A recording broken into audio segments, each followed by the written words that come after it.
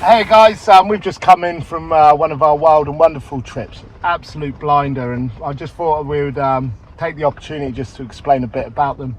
It's not so much that we're taking people out, taking the boat out in more wind than we ever have before. This is all to do with like customer care, making sure everyone's keyed in, know what's going on when they're booking a trip with us. You know, there's a lot of people have bad experiences with boats when they just get sent out to sea. They don't know what they're doing, but if everyone's well prepped, they can have an amazing time. You know, Cornwall, when the seas are up, everything's exploding, you know, it's best, but it's not for everybody, and that's totally fair enough. We work in a really dynamic coast here. We've got the Irish Sea coming down from the north, we've got the English Channel from the south, and the Atlantic coming in from the west, and we've got huge tidal flows here. And if you get it wrong, you know, it's no fun, but if you get it right, you can have an amazing time. And we've been working really hard on this to get it just right. Yeah, so we're bringing it out this year. You know what we've done today, you know, we got a westerly wind, you know, we got what, pretty solid swell, 3.5 meters.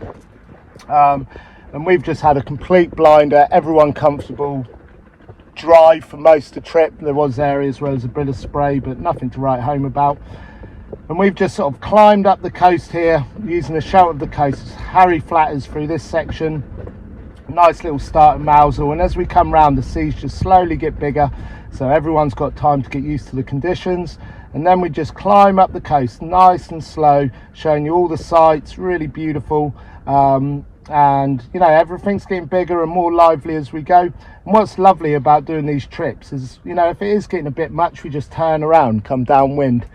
Today we actually stopped at Gwenup Head. You know, the seas were just a bit too big to get out to Land's End, and then we just had a beautiful run through here. With birds were amazing today, all sorts of species. We had dolphins, you know, stunning. We ended up in Marizime or St Michael's Mount, you know, and then we hammered back up wind here, but that's nice and easy because the seas are flat.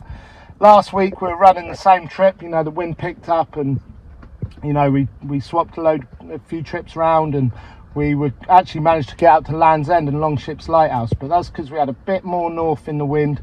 As we come up here, when the tides are in our favour, the Ronaldstone race actually flattens out the seas.